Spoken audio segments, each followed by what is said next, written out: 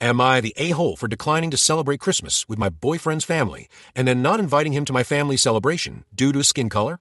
For context, I, 19F, am from the United States and currently a second-year university student in UK.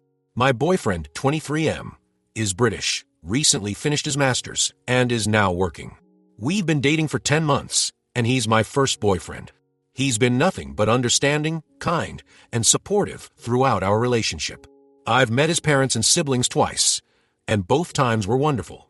His mom even told him she thinks I'm the one. In late November, he asked if I'd like to spend Christmas with his family. He said everyone would love to have me there, and I thought it was sweet, but I declined. I've been feeling homesick and wanted to spend Christmas, a holiday that means a lot to me, with my family in South Dakota. When I told him, he seemed aloof for a few days. I went to his flat later to reassure him that I'd love to visit his family another time, but for me, Christmas is a family holiday. I now realize how that could have sounded dismissive. He looked hurt and asked, "Do you still love me? And aren't I your family?" I reassured him that I do love him, and things seemed fine after that. About a week later, he surprised me by showing me a flight he'd booked to South Dakota for Christmas. Flights to South Dakota are expensive, especially internationally, and while the gesture was touching, I thought it was impulsive and unwise. I told him it wasn't a good idea. For the first time, he got really upset, accusing me of not caring about him, not being serious about us, and thinking only of myself, all of which are untrue. I love him and value our relationship deeply. Knowing he was speaking out of hurt, I asked him to take a walk to cool off. When he returned, I explained that he means everything to me, but I wasn't ready for him to meet my family.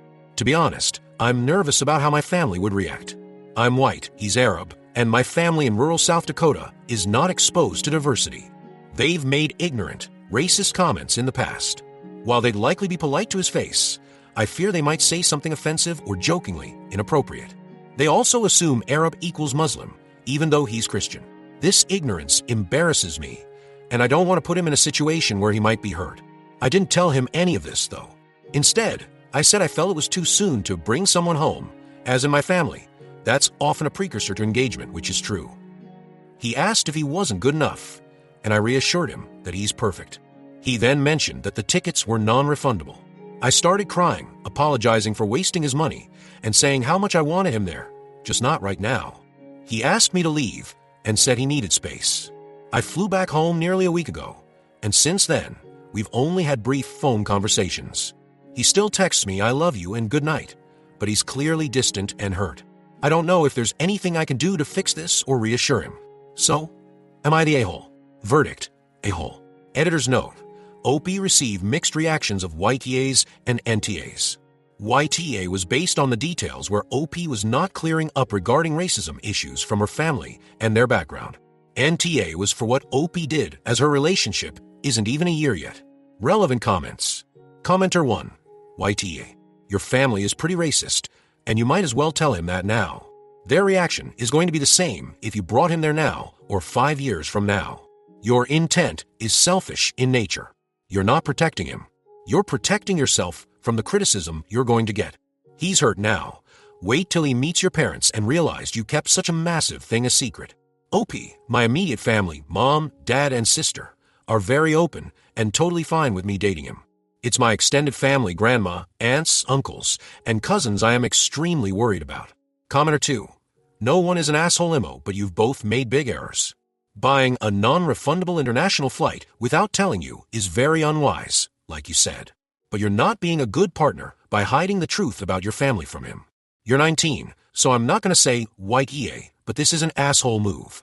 He deserves to know your true motivations. I'm sure he would understand if you just explained it kindly. Nearly everyone has experiences with ignorant family. Did you even tell your family about where he's from, though? OP.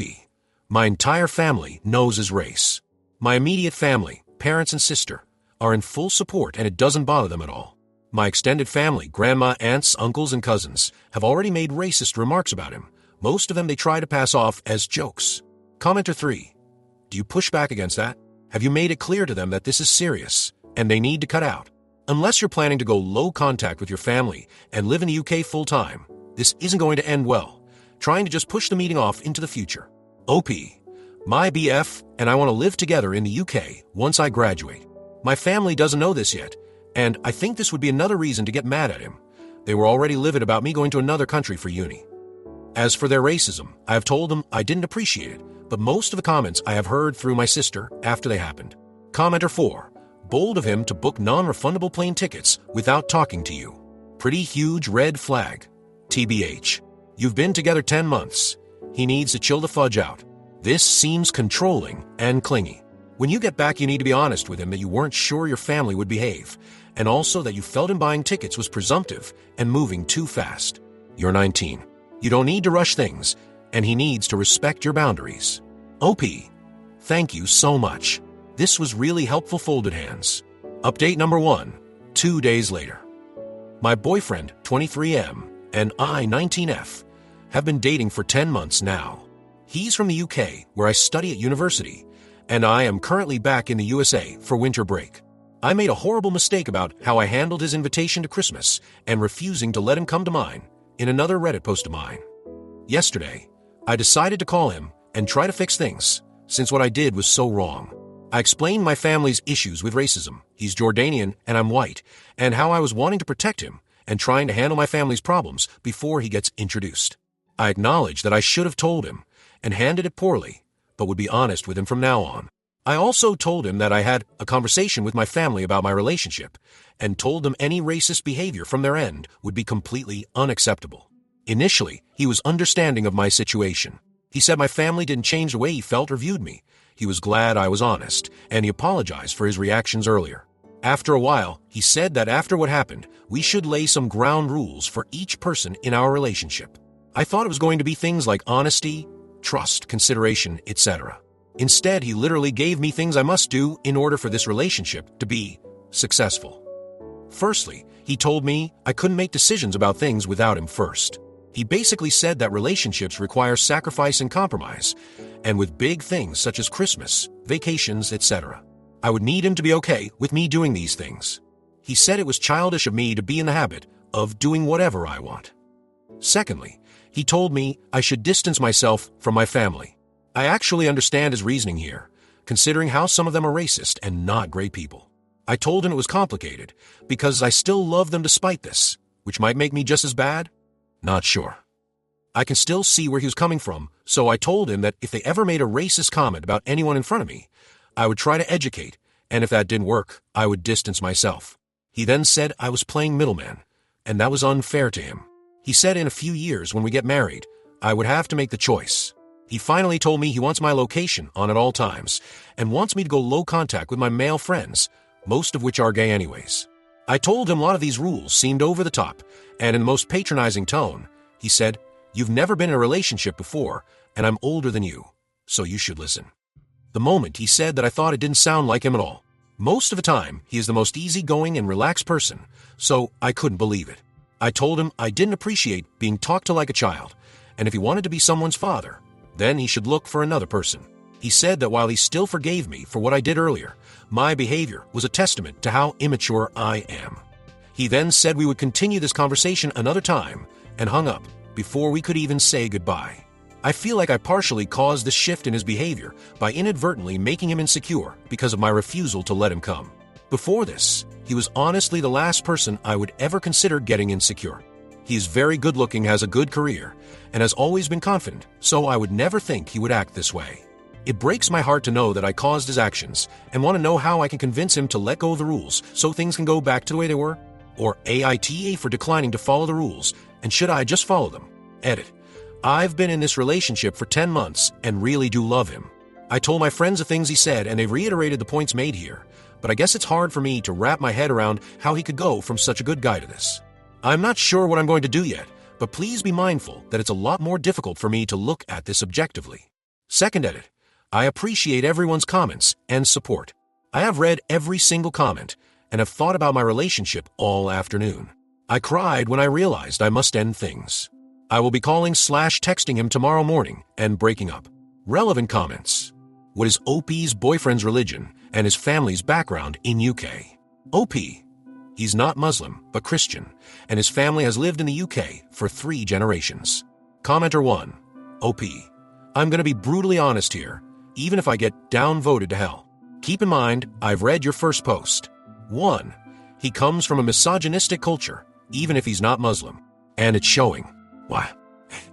He got angry cause you chose your birth family for Christmas, even though you guys haven't been together not even for 1 year. B. He inserted himself in your holidays with those tickets he bought. That was controlling and intrusive, not caring. C. Now, just because you didn't really told him why you didn't want him there, to not hurt him, he's taking that as a green flag to call you immature and assume an even more controlling stance. D. He's already used manipulation. Don't you love me? 2. There's plenty of suffering in your future if you remain with this guy. This has only just begun. Leave him and spare yourself, or regret it later. The choice is yours. OP. Thank you.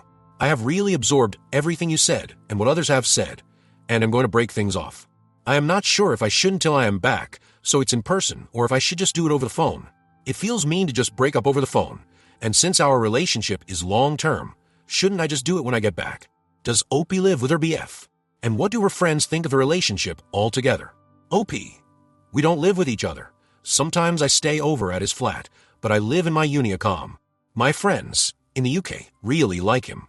We've been to the pub together as a huge group, and it's always been a lot of fun. He's very kind and funny, so they've never had issues with him. My friends in the US didn't mind him until this entire thing happened. Since they never met him in person, I would send photos of us and SSs of our texts, and they all would say how in love we looked. Before this, he was legitimately perfect. I met him in my university's cafe, where he bought me coffee and chatted me up. He was so charismatic and made me feel so special, always remembering little details and giving me random surprise gifts. He seriously has never been this uptight before. The only thing he did was express concern over a few of my male friends, but I assured him they were gay / or they didn't have feelings for me, and he let it go. Commenter 2. OP, this is classic controlling behavior. He is trying to isolate you from your family. I haven't read your other post yet, but it looks like they're inadvertently giving him the right tools to do so, from your friends and basically everything that would provide you a place of refuge and shelter if you ever have to leave him. This whole, I am older so you must listen, would not fly even if he was 10 years older, but he is fudging 23. That is 4 years older than you. He still is a fudging immature child, maybe not legally, but certainly from the way he acts. What are the rules for him? What are the sacrifices he makes? Right now, all I can see is him trying to basically make all decisions for you and make him totally dependent on you, while he gives up nothing. NTA. And when you go back to the UK, politely tell him to fudge the hell off. Commenter 3. Up, you didn't cause him to be like this. It was already there, and he latched onto the first mistake you made to show his true colors. He's using your guilt to manipulate you and control you and make it your fault. This was always what was going to happen. Nothing you did or didn't do was going to prevent it. You're 19. You just got done being a child who had to listen to their parents. This is the time for you to make your own decisions, be independent, and do what you want, within reason ofs. Don't stay in this relationship. It's not going to end well for you if he's already this controlling after 10 months. Update number 2. Hey everyone, I wanted to update on my previous 2 posts. I received great advice from a lot of people, and it immensely helped me trying to evaluate our relationship. I texted my friends about the situation, and they also agreed he sounded overbearing. About an hour ago, I ended things for good. I texted him yesterday afternoon that I thought we should have a serious discussion about our relationship. He said we should wait until we have both cooled off from our conversations earlier, so I suggested tomorrow. He sent me his usual goodnight, and I love you texts, which kinda broke me. His horrible behavior didn't erase 10 months of love that I feel for him, and it almost felt like betraying him, saying the same things back when I knew what I was going to do in the morning. Here's kinda a summarized version of the call. It was over an hour, so I condensed it as much as I could, and I tried to write it as quickly as the call ended, so I wouldn't forget. Anyways, when I called him, he seemed very normal and calm. We talked for 10 minutes just about how things were going and stuff. Then I basically told him that I didn't want to do this, but I thought it would be best if we broke up. I said that we probably expected different things from our partners, and I couldn't do what he wanted from me. After I said that, he sat in silence for like a minute. I thought the call had dropped, but then he said he was processing what I said. He asked me if this was revenge for what he said 2 days ago, and I said no, just a realization of incompatibility. He then said he wasn't going to change his mind on his boundaries, and me giving him an ultimatum was manipulative. I told him that this wasn't an ultimatum. It was going to happen. He then kept repeating, "What the fudge, my name?" and then told me I didn't mean it.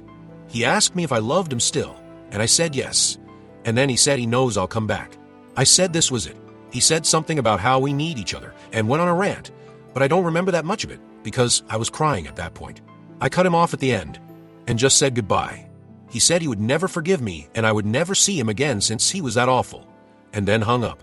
I immediately blocked his number, WhatsApp, Snapchat, and Insta. I do not think he will have another way of contacting me. I do not think he will seek me out or anything, so I'm not too worried about that. My university accommodation also has front desk security, and you can't get in without a key card. Thanks again, everyone. Edit. His mom just texted me saying she was sad things ended the way they did, but she wishes me all the best. Minor update. One of his friends tried adding me on Snapchat for some reason. Don't know if it's him using his friend's account. His friend wants to know what happened, or a coincidence he added me right when this unfolded. Relevant comments. Commenter 1. NTA. You did the right thing. When you get back, make sure to inform campus accommodations that this person is not allowed to contact you or visit you or anything. He also might try to see you in the buildings where you have your lectures, if those are accessible, or places where you shop or like to eat. For the next few weeks, see if you can mostly socialize in groups, and with friends, avoid being alone. OP. Thank you. Most of the buildings require an ID to get into. Commenter 2. NTA. Please, please, please be careful when you return to the UK. Get help to watch your back. He is not done, and he does not accept this is over. He sees you as the dumb, immature, inexperienced girl he can mold and control the way he wants. No way will he give this up easily without fighting. OP. Thanks for your advice. I have talked to a lot of my friends in the UK, and I am going to stay close to them for a while when I get back. Commenter 3. NTA. Setting boundaries, and then actually enforcing them, is an important life skill. Update number 3. Hey everyone, I'm back. It's been just over a week since I broke up with my boyfriend, or ex I guess. I never expected to write another update, but here I am. A lot of you warned me I should be careful returning to the UK, and I took that seriously, maybe not seriously enough. I flew back 2 days ago and was already feeling uneasy. Jet lag is usually the worst part, but this time it was the knot in my stomach. I blocked him on everything and had no clue what to expect. I did get a message from one of his friends soon after I landed, which I found suspicious. I didn't respond, but I did screenshot it. He just wrote, "We need to talk." No thanks, buddy. Anyway, class has started, and my campus friends have been absolute lifesavers. 2 of them offered to walk me to and from lectures since it's a bit darker here in winter, and there are fewer people around in the evenings. The first day back, everything was fine. No sign of him. I try to focus on my routine grab coffee from the campus cafe, where I first met him, studied in the library, the usual. But then, yesterday evening, I had the strangest encounter. I was heading to my dorm's common area to meet a friend. I turned the corner near the vending machines and saw a figure sitting on one of those uncomfortable plastic chairs, hood up, scrolling on their phone. At first, I assumed it was just another student waiting around, but then they stood up, and it was him, my ex. I froze. It felt like my heart might punch a hole through my chest.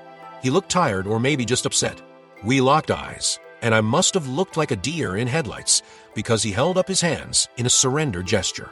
He said quietly, "Please, I just want to talk." My instincts were screaming for me to run, but instead, I stepped back and told him I didn't think that was a good idea. My voice was weirdly calm, but my hands were shaking. He insisted it'd be just 5 minutes. I said no. One of my friends, who was meeting me, spotted us and rushed over. She asked if everything was okay, glaring at him. That's when he mumbled, "I'm not here to hurt you. I'm sorry." Those words made me pause. I mean, I haven't stopped loving him. I just can't accept how he tried controlling me. It's been so painful. For a split second, I wondered if maybe he'd change his mind about the whole controlling thing, like we could go back to how we were, joking in the cafe, being all lovey-dovey. But the second he noticed my hesitation, he took a couple steps closer, and my friend immediately stepped between us. She said something like, "Back off, or I'm calling security." And honestly, I was relieved she was there. He looked heartbroken, which tore me up inside, but he also looked a little furious. He let out a bitter laugh, apologized again, and then he was gone, practically sprinting toward the exit. I reported it to my dorm security, just to be safe. They asked for a description and said they'd keep an eye out. Apparently, someone had already alerted them that a non-resident had been loitering earlier. My friend insisted I change my route to classes. So now I'm taking the long way around campus and sticking by groups of friends. Last night, I finally read the message from his friend. Turns out it was a small novel about how my ex is broken without me, how I'm hurting him by not giving him a chance to explain, and how if I truly ever loved him, I'd hear him out. Then, ironically, the friend said something about me being cruel for ignoring him. I guess they think I'm a monster for leaving.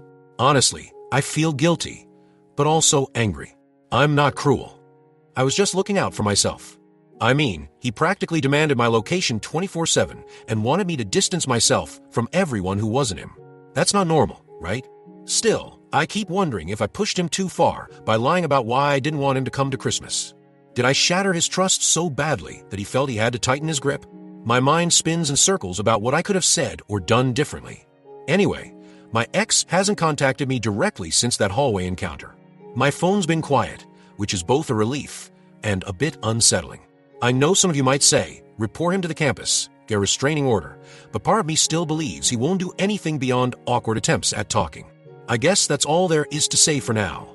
My plan is to keep my guard up, focus on classes, and hope this is all just part of the messy, painful process of breaking up. Update 4. Hey everyone. I wasn't sure if I'd ever write another update, but a lot has happened, and I need to share it. Buckle up, this one's dramatic. I'd been trying to avoid my ex since we had that awkward run-in near the vending machines at my dorm. Some of you warned me he wasn't finished, and I wish I'd taken your words more to heart. After that encounter, he stayed radio silent for a couple of days. No calls, texts, or sightings. I thought maybe he'd finally moved on. Then, 3 nights ago, I was walking back from a group study session in the library. It was pretty late, around 10 p.m., but there were still students around. I felt safe enough until I turned onto a quieter pathway near the back of the Student Union building. I heard footsteps behind me. I glanced over my shoulder, and, sure enough, it was him. At first, I ignored it and walked faster, hoping he'd just leave me alone. But then he called my name, said he just wanted to explain a few things. My heart dropped, and I told him there was nothing left to say. My friend Ellie was with me, and she immediately stepped in front of him, telling him to back off. He started ranting about how he'd been losing sleep, how I was so unfair, how he felt blindsided. He insisted he never wanted to be controlling, he just wanted to protect me. I tried to keep it cool, but I was shaking. We told him to leave, but he wouldn't. That's when things escalated. He pulled out his phone and scrolled through some screenshots, messages, photos, random bits of conversation we'd had. He was almost begging me to take him back, claiming all our good memories were proof we belonged together. Ellie was clearly alarmed, and I was 2 seconds away from running. Suddenly, a campus security guard happened to walk by. At first, the guard just asked if everything was okay. I was on the verge of tears, so Ellie answered, "No, it's not." My ex started yelling at the guard, accusing us of plotting against him, saying we were twisting the story. It got so loud that a couple of other students rushed over to see what was happening. One of them must have called the police, because a few minutes later, 2 officers showed up. It felt surreal, like I was in some kind of TV show. By then, my ex was pacing back and forth, telling anyone who'd listen that he was the victim. The officers tried to calm him down, but he just kept shouting. I'd never seen him like this. He was so frantic and desperate. The officers separated us and took statements. I explained how he'd been showing up unannounced, how he'd told me I needed his permission to make decisions, how controlling he got after Christmas. Ellie backed me up, and a few other people corroborated the fact that he was screaming and wouldn't leave me alone. He refused to hand over his phone at first, but an officer reminded him he could either comply or be detained for refusing to cooperate. At least that's what the officer said. I was too freaked out to listen properly. Eventually, they escorted him into the back of the police car. As they were closing the door, he stared at me with this mix of betrayal and something almost like heartbreak. He didn't yell or curse anymore, just looked crushed. I spent about an hour at the station giving a formal statement. It wasn't fun. I felt guilty, terrified, and relieved all at once. The police told me he might be charged with harassment or at least given a restraining order, and that they'd keep me updated. For now, I'm safe. My friends have been amazing, sticking close and helping me deal with the lingering anxiety. Part of me still cares about him. He wasn't always like this, and I'm sad it ended so explosively. But I'm also exhausted. I can't live in fear of what he might do next.